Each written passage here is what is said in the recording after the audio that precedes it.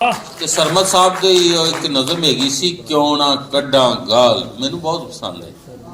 ਹਾਏ ਫਿਰ ਕਹਿੰਦੇ ਨੇ ਬੂਟਾ ਗਾਲਾਂ ਕੱਢਦਾ।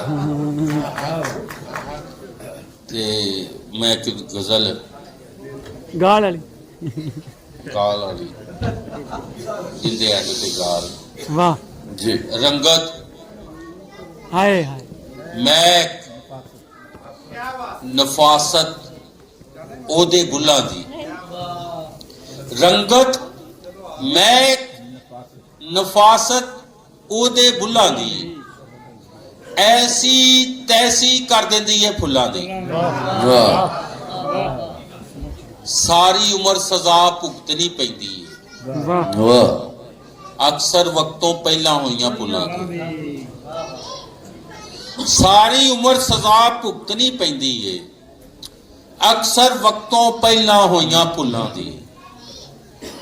ਯਾਰਾਂ ਮੇਰੇ ਗਲ ਦੀ ਫਾਈ ਬਣਾ ਲਈਏ, ਹਾਏ ਮੇਰੇ ਵੱਲੋਂ ਦਿੱਤੀਆਂ ਗਈਆਂ ਖੁੱਲਾਂ ਦੀ। ਵਾਹ।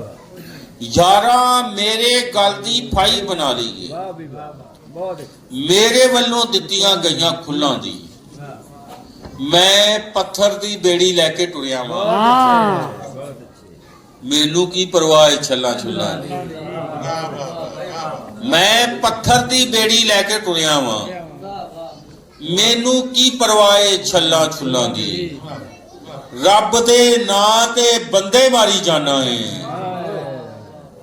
ਰੱਬ ਦੇ ਨਾਂ ਤੇ ਬੰਦੇ ਮਾਰੀ ਜਾਣਾ ਏ, ਤੇਰੇ ਪੰਡਤ ਫਾਦਰ ਦੀ ਤੇ ਮੁੱਲਾ ਦੀ। ਬਈ ਵਾਹ।